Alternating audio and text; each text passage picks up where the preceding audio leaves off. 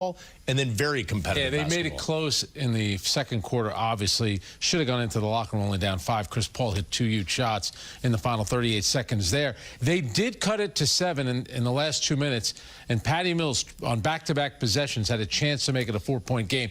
But make no mistake about it, the Phoenix Suns right now are better than the Brooklyn Nets. All their players are healthy. They're key players. They're playing at a very high level. A team that went to the finals last year and won 2 games off of Milwaukee. This team right now is in midseason form, and it's still only November. Well, the one thing that stands out, too, the way the Nets did not take care of the ball. I mean, 20 turnovers, that is a horrible night. Yeah, and a lot of it did start with James Harden, who's been a brilliant player since he's joined the Brooklyn Nets. He had a shocking game tonight. Just wasn't good enough. And I know we got a triple-double, but he's going to tell you, don't put that one in a museum. That was not a classic triple-double. I get it. He was getting other guys involved. But the turnovers, 15 of them they had in the first half. Yeah. So, you're spending the whole night. Remember, they trailed wire to wire in this game. And I got to be honest with you, I really never felt that the Phoenix Suns were threatened. There were points even in the fourth quarter where Monty Williams, I get it, Devin Booker had 5 fouls, but he took him out of the game for a while. I don't think they ever felt that they were going to lose this game. But that's what teams that have won now 16 straight, that's the confidence that they have. Now, there was one point that I thought, but we're going to get to that as we take a look at the highlights. And it began with the Suns. And remember, they're coming off a back-to-back, and they play back-to-backs really well, and they showed that good energy early. And look at the passing. Devin Booker to Chris Paul to Jay Crowder. Who's left alone in the corner? Devin Booker. Get the ball, pass, and move. That's what the Phoenix Suns do. And then here comes Chris Paul into traffic. Little fadeaway, part of a 17-4 run as they continued. And then Landry Shamet against his former team is going to hit a corner 3. So the Suns building a 14-point lead after 1. And then second quarter, the turnover problem continued. Yeah, I mean, just look at some of these turnovers by the Brooklyn Nets. There you get Mikal Bridges, the kid out of Villanova. He had 6 steals in the first half alone. Just sloppy basketball. And then this one from Kevin Durant again. He had more than his usual allotment. That's Mikal Bridges once again sticking his hands in. Look at Cam Johnson running the court. Big-time dunk. Nets down by as many as 20, but a great run before the half. Kevin Durant right here is going to drill a 3 with a hand in his face. And this was a fun play. And Kevin Durant, Devin Booker, they were on the national team together. They're having a little bit of fun. The Nets made that run. 15 straight points. They cut it to 5. How about this play by DeAndre Bembry? A great little lay he was one of the bright spots. Now, this was that spot I was talking about, because as they came back, Chris Paul put a little spot. No, we've been talking about it. Our producer's been talking about it. Instead of going into the locker room down 5, Chris Paul hits the 3. It's an 8-point game. Then final possession of the half, Chris Paul didn't get fouled, but he converts the layup. And now you're going into the locker room down 10 as opposed to 5. All right, so again, the good news was they're down by 10 instead of 20, and then third quarter, a steal for the Nets. They pushed it up. Harden to Durant. The Nets get within 6. And Durant really had it going in moments in this game.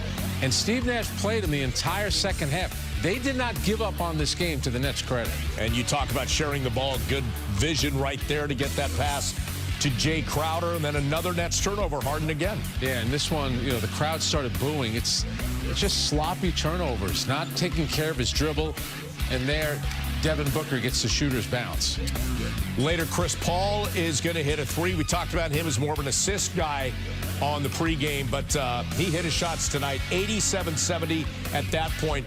But again, the Jekyll Hyde nature of this game, as they go into the fourth quarter, they were outscored, by the way, 34-26 in the third. They're hanging around here. And again, this is Steve Nash having Harden and Durant both on the court to start the fourth quarter. DeAndre Bembry just working hard, outworking the Phoenix Suns, and he gets rewarded on the putback. And then Harden right down the middle. He got a little more aggressive there as time went away, and they chipped the lead to 7. But here you go. Here's Chris Paul. It gets blocked. And look at Patty Mills running to the corner. Pump fake. Devin Booker flies by. Patty Mills can make that shot. He hits that. Now you're talking a 4-point game with a minute to go. And then Booker with the miss, but Crowder right there to get in and clean it up. And again, the Suns winning it 113-107. Nets only took 23 three-pointers. They only hit 7 of them. And again, 20 turnovers leading to 20 points. That tied a season high in turnovers. And you talked about some of the stats sort of belying what happened, that Harden had the triple-double. That's the good thing, but it didn't look like that. And for Kevin Durant, 39 points, 13 of 28.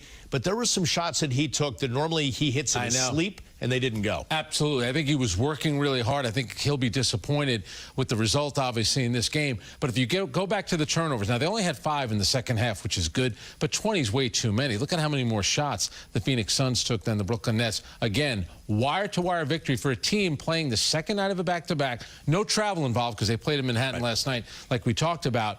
But this is a team, what a roll they're on. 16 straight wins for a team that was in the finals. They're legit. And here's the crazy thing. The Golden State Warriors are in first place in the Western Conference. That's how good they've been. So now we've had the Warriors, the Phoenix Suns, the Miami Heat all come to Brooklyn and have all won. And then the Nets have gone to Chicago and lost. So the top 2 teams in the West, they've lost to at home. And then the second and third place teams in the East, they haven't beaten either. Is part of that the fact that some guys are missing? Obviously, Kyrie 100%. has not played, but there's 100%. no Nick Claxton, etc. Absolutely. And first of all, the Brooklyn Nets have the best player on the court. That's Kevin Durant. And James Harden will be better. Tonight was not a good night for him. But the Phoenix Suns have everything working right now. They're bringing Cam Johnson off the bench, Cameron Payne off the bench, all their role players, Jay Crowder, Mikal Bridges. You have Booker playing like an all-star. You have Chris Paul playing like an all-star. And the Nets roster, yes, their 2 stars are there, but they're missing other pieces. And I think on a night like tonight, when you have a team that is that fine-tuned, the Nets really didn't stand a chance. I give them credit for making a run, but I never felt after the first quarter, well, you mentioned it, when Chris Paul made those 2 shots, that you really felt like they were threatened again. Right. Well, Devin Booker was the guy who really set the pace for the Suns in this one. And, you know, when we don't get to see Western Conference teams much, you don't get a real feel for the player, but he put a lot on display tonight. All right, so Devin Booker had 12 points in the first quarter before James Harden and Kevin Durant even scored in this game.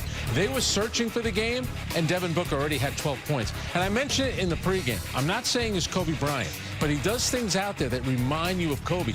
He attacks the basket. He's a fierce competitor. This guy is turning into an absolute superstar. You know he can knock down shots. Look at him putting the ball on the floor right there, getting to the basket. And here, such a good shooter that he gets a bit of a bounce and a roll, and it falls for him. And they dedicate taller, longer defensive guys on him.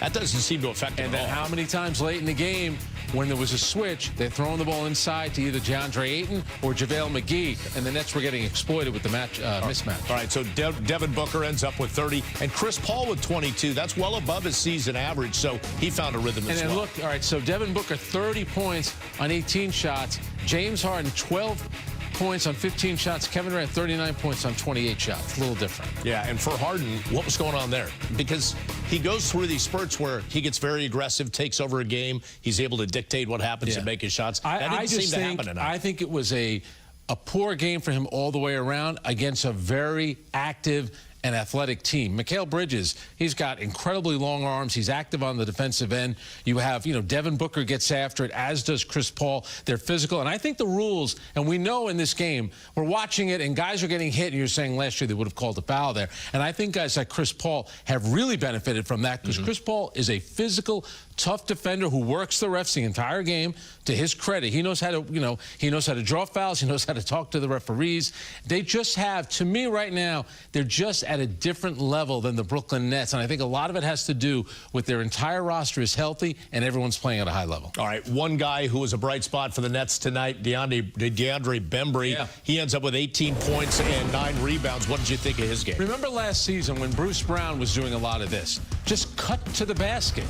James Harden, Kevin Durant will find you.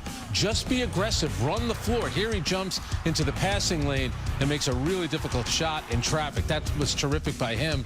And then again, just driving to the basket. That looks like Bruce Brown from last season. It really does. And that's what they need, that kind of energy that DeAndre Bembry could give them. And if he's going to play like this, cutting to the floor, here he makes a great pass, gets himself back into it. Look at him battling against Ayton and knocking down what was a pretty difficult shot. If he's going to play like that, he's going to get minutes because Steve Nash wants guys out there that are going to run hard, cut to the basket, play with energy. All right, we're going to take our first break here on the postgame. We have a lot more coming up. When we come back right after this, we're going to hear from Steve Nash. He will talk to the media and Michael Grady, get his thoughts.